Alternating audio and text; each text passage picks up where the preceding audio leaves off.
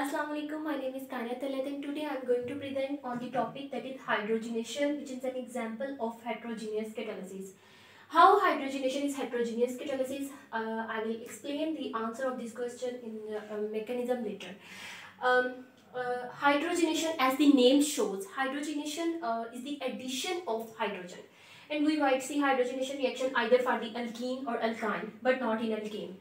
As if we compare these three hydrocarbons, alkane, alkene and alkyne, to show why the alkane doesn't undergo hydrogenation reaction, then in the case of alkane, you can see that this carbon atom is sigma bounded or attached with other 4 atoms. But in case of alkene, either this carbon or this carbon, both carbons of alkene is attached with other 3 atoms. Although here the valency of carbon is fully satisfied, but here carbon is attached with other 3 atoms. It means that if this pi bond breaks, then there is a possibility of the addition of another atom to complete its valency. And in the case of alkyne, you can see that both the carbon atoms of the alkyne is attached with other 2 atoms. This carbon atom is attached with this hydrogen and this carbon atom is again attached with this hydrogen and same carbon atom. It means that if here pi bond breaks, suppose first one pi bond breaks, then there is a possibility of the addition of hydrogen in that carbon, one in this carbon, other in this carbon, and if another pi bond breaks, then there is again the possibility of the addition of hydrogen atom. So we see hydrogenation reaction either for alkene or alkyne, but not in for alkane. Here we will discuss the hydrogenation reaction of alkene, and in the next video I will explain the hydrogenation reaction of alkyne with mechanism. So hydrogenation of alkene.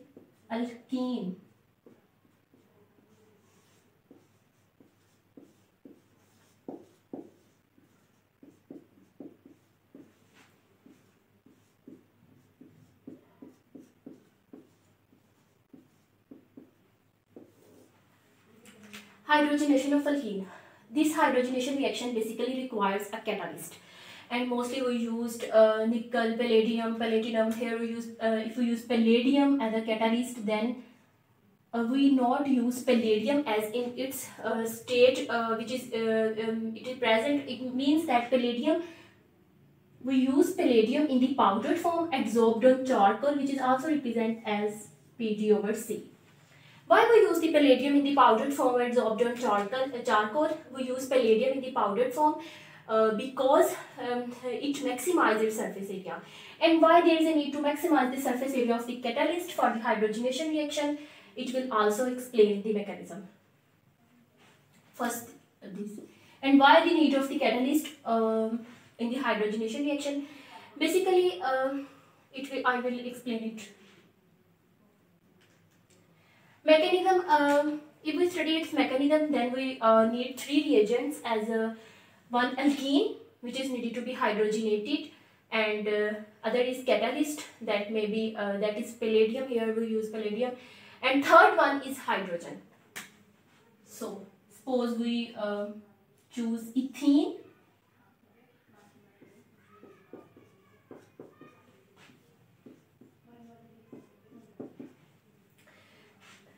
This is our first reagent. Second reagent is catalyst.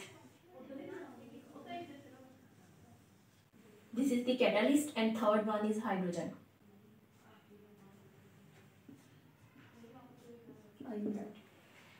Now our 3 questions is that how hydrogenation is heterogeneous catalysis. Heterogeneous catalysis is that one in which the reactant and catalyst are in different phase. Here we use the catalyst palladium. The catalyst is in solid phase and hydrogen is in gas phase. Both are in different phase, so it will be heterogeneous catalysis. And why there is a need to maximize the surface area of the catalyst? In the first step of the mechanism, this is the catalyst, surface area of catalyst. In the first step, the hydrogen molecule interact with the surface of the catalyst in this way. And if the surface of the catalyst is small, suppose we use palladium not in the powdered form absorbed on the charcoal, but we use palladium as in its pure state. So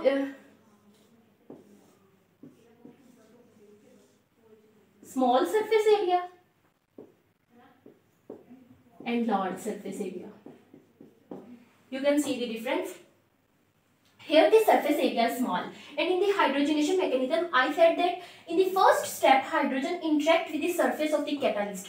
Here the surface area is small, so the hydrogen molecules have the small surface area for the interaction. But here the surface area is large, means large number of the hydrogen molecules have the chance to interact with that, means rate of reaction will be high and more we will get more product, you can say that. So we need to maximize the surface area of the catalyst, and for this purpose we use the palladium adsorbed on the charcoal. So its surface area will be large as compared to its original state. Okay, our third question is why we use catalyst in hydrogenation. Basically the purpose of the catalyst is that it facilitates the addition of hydrogen to the alkene. However, if we see here, basic purpose of it is to weaken the hydrogen-hydrogen bond.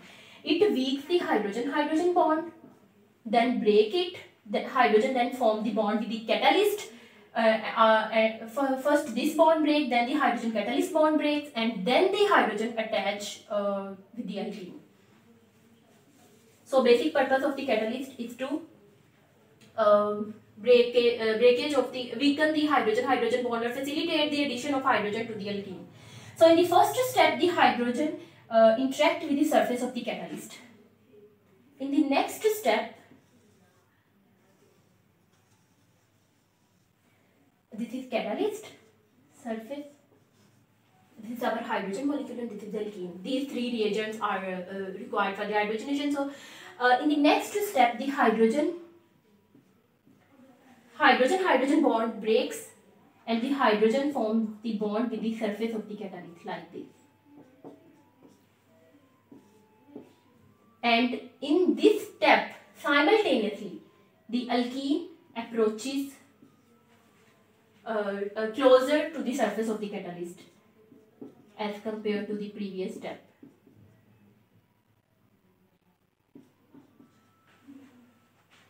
Okay, in the next step, the hydrogen catalyst bond also breaks, and this pi bond also breaks, and the hydrogen this pi bond is replaced by the carbon hydrogen sigma bond.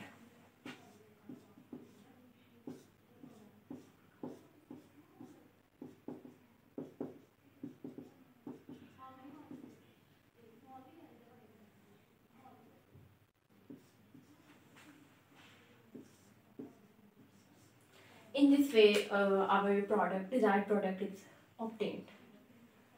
So this is all about the hydrogenation of alkene. In the next video, I will discuss about the hydrogenation of alkyne. Hope so you will.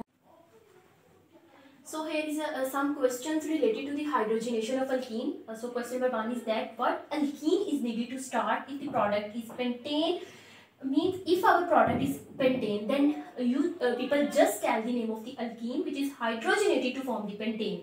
Similarly, name the alkene which is hydrogenated to form the ethyl cyclopentane. Ethyl cyclopentane has this structure.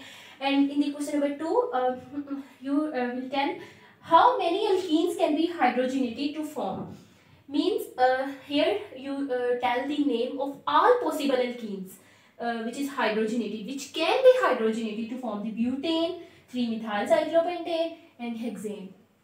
Take this screenshot and try to solve it. If you have any queries related to this, you can ask in the comment section. Otherwise, I will solve it in next video. Thank you.